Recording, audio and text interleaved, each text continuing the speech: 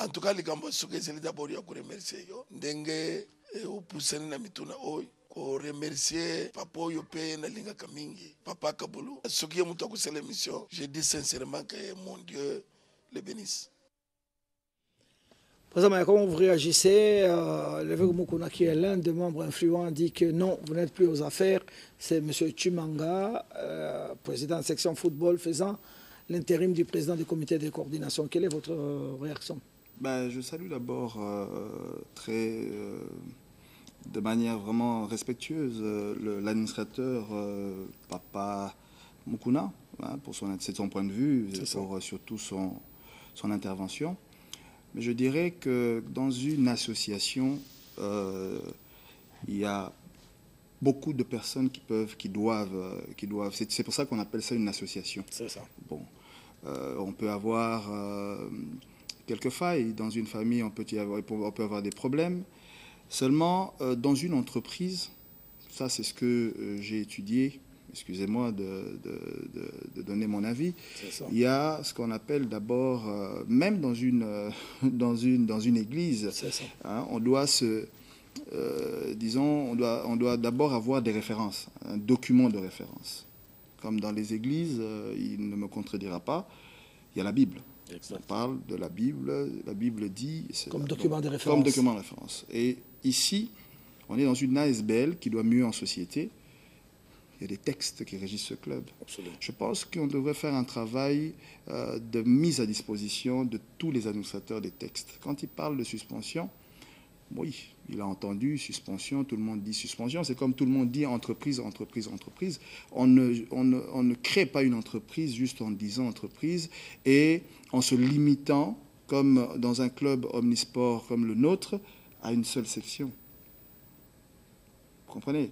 J'ai l'impression que tout le monde pense que le Daring se limite à la section foot. Nous ne nous accrochons pas, c'est triste, mais je le dis sincèrement, c'est déplorable même de voir que les gens ne se donnent pas la peine de pouvoir lire les textes. Que disent les textes? Quelle est la position de Maître Gombe? Je n'ai pas eu le temps de mettre la main sur lui dans tout ce qui se passe là. Je vous ai emmené le PV du conseil d'administration du 27 dernier, où Maître Gombe, qui est le président du conseil d'administration, a signé le rapport où on rejetait cette suspension parce que selon les textes, hein, cette suspension, il n'existe pas de comité élargi. Alors, quand on parle de suspension, je ne sais pas peut-être comment suspendu de la section foot. Mais le problème, c'est le terrain. Comment vous fonctionnez maintenant? Par rapport au test, vous avez raison, parce que vous avez été placé là-bas par une assemblée générale extraordinaire. Pour vous faire partir, il faut reconvoquer une autre assemblée générale extraordinaire, parce que ce sont ceux qui ont élu, qui ont qualité pour vous faire partir. Tout à fait. Là, je suis tout à fait d'accord sur le plan de texte. Mais sur le plan réalité maintenant, comment ça va se passer? Ils vous bloquent, ils vous mettent des obstacles.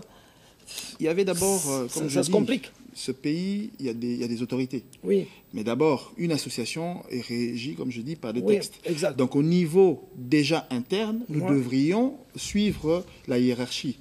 Le conseil d'administration s'est réuni, donc c'est le travail qu'on a fait, c'est-à-dire la réhabilitation du conseil d'administration, que le conseil d'administration siège pour traiter de ce problème. Exact. Et d'abord, on prévient toutes les autorités, c'est-à-dire la LINAFOOT, la FECOFA, pour qu'ils sachent qui est réellement le correspondant officiel selon les textes.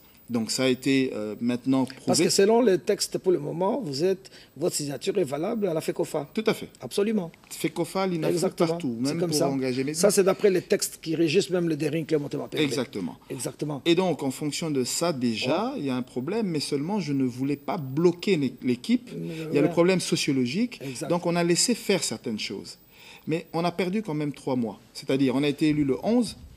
On a fait 1 mois pour essayer de retrouver, et de chercher les moyens avec des partenaires et tout ça. Bon, bien qu'on dit que le président Mahakan n'a pas les moyens, ce n'est pas un seul individu qui doit dire aujourd'hui, prétendre avoir les moyens pour gérer un grand club ou financer un grand club comme celui-là. Hein, même Mazembe, V-Club, nos aînés pourront l'affirmer. Et même on voit les grands clubs européens, ce n'est pas le président qui, lui, est celui qui doit sortir de l'argent de sa poche pour développer ou professionnaliser un club. Et vous n'arrive pas l'idée de dire, il y a tellement trop de désordre, bon, je me retire, je verrai plus tard. C'est ce que j'ai voulu faire, c'est ce que j'avais déjà fait, mais les anciens, ceux qui croient au changement, ceux qui veulent réellement que ce club puisse se développer, m'ont retenu. Parce que le combat qu'on est en train de mener, ce n'est pas seulement un combat personnel ou pour que nous puissions enlever cette tâche, hein, comment on essaie de salir parfois des dirigeants comme nous. On accepterait ça. Ça, c'est encore une deuxième réunion au GB toujours, non? La réunion qu'on appelle GB2. Tout à fait. Tout à fait. Toujours tout à la recherche de l'unité. Voilà, non seulement l'unité, mais aussi la légalité. La légalité. C'est-à-dire faire respecter, revaloriser cet organe important. Je vois Maître Gombe un peu...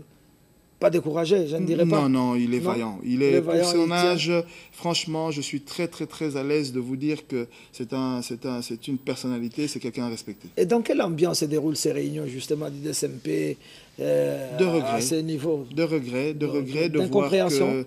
Non, maintenant, on commence un peu tous à être animés d'une même vision, c'est-à-dire l'unité. Vous avez suivi le pasteur Mukuna, mais seulement, il y a juste des petits problèmes de texte, il y a juste des petits problèmes aussi d'intérêt personnel, il y a aussi l'ego, il y a tout ça que nous essayons de régler.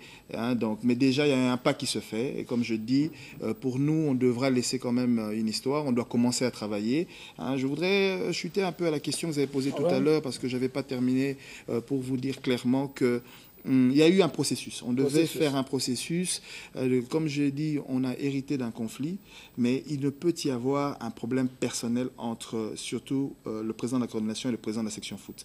Pour deux raisons. C'est que nous n'étions pas à la base de ce conflit, mais comme je dis, il y a des intérêts autour de ce grand club, il y a des choses qui se cachent, il y a des intérêts personnels des individus qui confondent avec l'intérêt du club. Hein, les gens pensent que ce club est devenu une propriété privée. Hein, il y a des gens derrière qui ont des intérêts dans les joueurs, qui ont des intérêts dans... Et le fait que... Parce qu'il faut vous poser la question de savoir qu'est-ce qu'on reproche à M. Mayaka. Si on pose cette question, il n'y a personne qui vous répond. On vous dit, oui, il n'a pas d'argent. Hein, c'est comme si c'était ma boutique où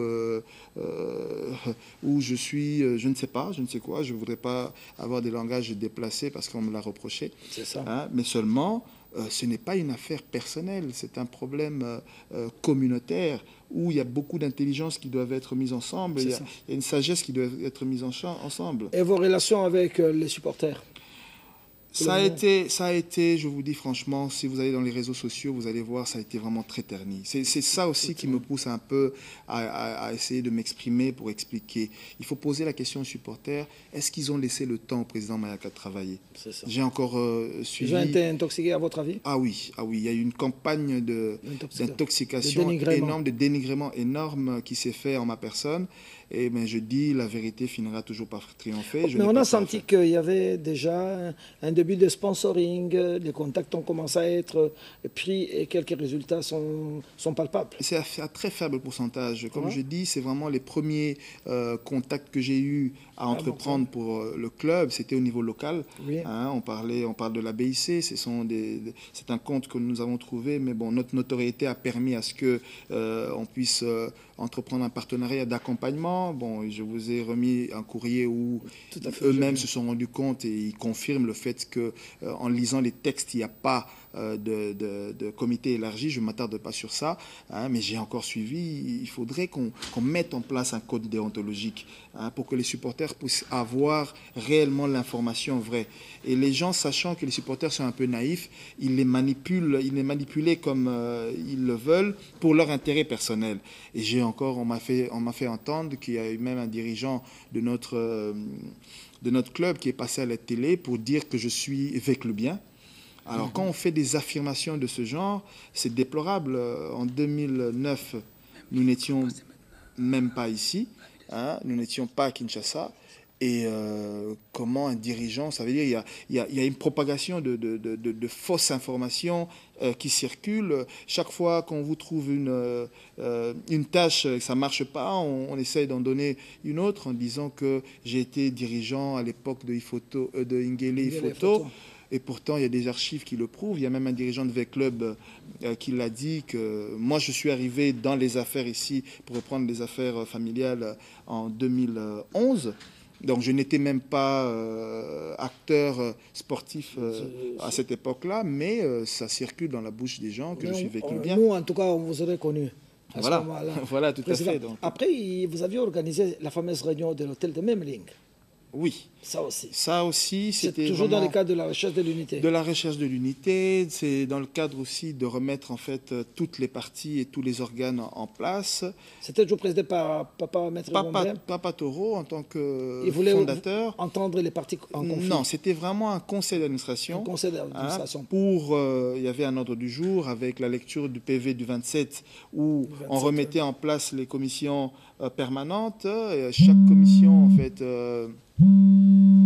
Chaque commission est dirigée par un administrateur, un des administrateurs. Là, c'est les supporters qui vont s'y faire à la sortie. Voilà, donc il y a eu un incident qui a été... Cette réunion s'était terminée en queue de poisson.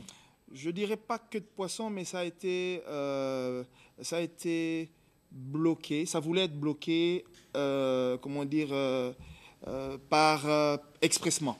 Hein, ça ne devait pas aboutir parce que pour la section foot, ils sentaient déjà que les choses prenaient notre tournure, c'est-à-dire la responsabilité de ce conseil d'administration qui a été nargué, excusez-moi le terme, par le fait que le président de la section foot s'est levé pour partir, interrompre la réunion. Ça, je trouve ça vraiment très, très dénigrant. Vous n'êtes pas arrivé à une conclusion ce jour-là ? Si, quand même, parce qu'on a poursuivi la réunion. Ouais. On a poursuivi la réunion. C'est ça qui a découlé. Oui, c'est ça qui est parce qu'il devait voyager. C'est ça qui a découlé en fait à l'invitation au niveau de la commission de discipline pour qu'on puisse nous entendre par rapport à cela, pour que l'unité revienne. Et comme je dis, pour moi, le fait que j'ai un peu vidé ma caisse et que j'ai expliqué les choses avec preuves et tout ça, ça a permis quand même que les choses se remettent en place. Et pour moi, je n'ai aucun problème avec aucun membre du comité de direction du Daring. J'invite même tous ceux qui sont frustrés ou qui ont été un peu choqués par l'une ou l'autre chose que j'aurais dite qui s'explique par rapport à ce que je viens de vous étaler ici. Je présente toutes mes excuses et je demanderai plutôt, comme il y aura réunion des autres sections que je présiderai, à cette occasion, tout celui qui se dit Daringman, qui a besoin d'un certain éclairage ou quoi que ce soit avec le travail et le plan qu'on va mettre en place pour relancer les activités des autres sections, parce que la section foot, nous préférons au niveau du conseil d'administration que ça soit géré par les commissions, parce qu'il y a un rapport d'intérim qui doit être donné. Il y a les engagements que le président de la section foot ou le comité avait pris qui doivent être gérés par la commission des transferts, par la commission financière et tout ça. Entre-temps, nous, on est un peu restés en retrait pour essayer un peu de relancer les activités au niveau des autres sections et puis réencadrer la commission des supporters, hein, parce que c'est là aussi qu'il y a vraiment un grand problème avec des codes déontologiques. Et il y a une commission en charge de cela qui doit refaire les élections au niveau de la grande commission des supporters. Parce que le président est suspendu par la FECOFA. Tout à fait. Nous allons écouter M. Kaboulaye justement à l'issue de la réunion du Memling. Je pense qu'il avait quand même bien résumé également la quintessence justement de cette réunion de Memling. On écoute M. Kaboulaye. Nous sommes venus pour rechercher l'unité et la cohésion de l'équipe. Là où il y a des hommes, il y a des divergences. Et nous minimisons ça parce que tous nous sommes pour, n'est-ce pas, qu'Imana reprenne ses lettres de noblesse. Papa ne peut pas se prononcer aujourd'hui. Il n'y a aucune famille où il n'y a pas de divergence. Et ce qui nous désigne est tellement moins important que ce qui nous unit. retenez que Imana Uni est imbattable. L'unité fait la force du Daring. C'est tout ce que vous devez retenir aujourd'hui. Que tout le monde autour du fondateur, tout le monde autour du fondateur, cet Imana-là va reprendre ses lettres de noblesse. Imana reste un et indivisible. Ça, c'est sûr. Alors, ce terrain, il y a encore des difficultés. Président, on dit que bon, il y a eu des problèmes de joueurs camerounais, semble-t-il. Je ne sais pas, vous voulez les vendre à l'AS Éclair, vous voulez les transférer avec l'œuvre. Il y a un peu de tout cela. On peut avoir des éclaircissements un peu sur ce chapitre-là? Je répète encore une fois de plus que nous n'avons pas eu le temps de travailler. C'est ça. Mais en tant que, étant à la tête de ce club, nous avons quand même initié beaucoup de choses. Hein. Et je pense que c'est ces projets-là qui en fait ont tenu, à part la Lina Foot, le lancement de la Lina Foot, où la section foot en fait s'est organisée d'elle-même. C'était l'une en fait des injonctions ou des recommandations qu'on avait faites, c'est-à-dire l'objectif c'était que la section foot puisse travailler de manière autonome pour ce championnat, bien qu'il y a une commission spéciale qui s'était mise en place au niveau du conseil d'administration pour essayer un peu de suivre, hein, parce qu'on ne peut pas les laisser non plus évoluer tout seuls, suivre un peu comment ça a évolué. Bon, nous avons trois cas de joueurs. Il y a le joueur Cody, qui n'était pas, bon, je dirais, il n'y a pas de joueur définitif, vous le savez très bien. Donc c'était un joueur qui devait repartir à Manga Sport. Nous n'avons pas été vraiment, nous n'avons pas eu le temps au niveau du secrétariat général d'avoir les informations détaillées de ce cas. Mais Cody devait repartir pour Manga Sport. Je crois que c'est le président sortant, Moussa Ngania, qui connaissait exactement, c'est lui qui avait traité de ce dossier. Et il y a eu, d'après les informations qu'on a, un certain malentendu avec le président de la section foot, parce que lui pensait que Cody était définitif. Et je crois que ça a créé aussi un climat de tension entre eux. Je parle vraiment au conditionnel. Ouais. Et donc, je ne suis pas, disons, à la base ni été impliqué au transfert de Cody. Mais bon, c'était en plein championnat et je pense que le président de la section foot était pas très content de voir ça. Donc les joueurs camerounais, pour parler que de ce cas, ce sont des joueurs que j'ai accueillis. Le manager me les a emmenés, on a fait le nécessaire pour qu'ils arrivent. Pendant ce temps, je devais repartir pour l'Europe. Quand on a eu à échanger avec le président de la section foot, étant donné qu'il était en voyage, j'ai mis à la disposition de la section foot, donc du président Chimanga. Donc il y a même un email que j'ai envoyé pour le lui dire. Je mettais à la disposition les joueurs camerounais, dont l'attaquant Wega et Basile. Il y avait un troisième, Alexandre, mais l'entraîneur Loussadissou n'avait pas ne l'avait pas retenu, donc le joueur est encore ici, donc il pourra témoigner.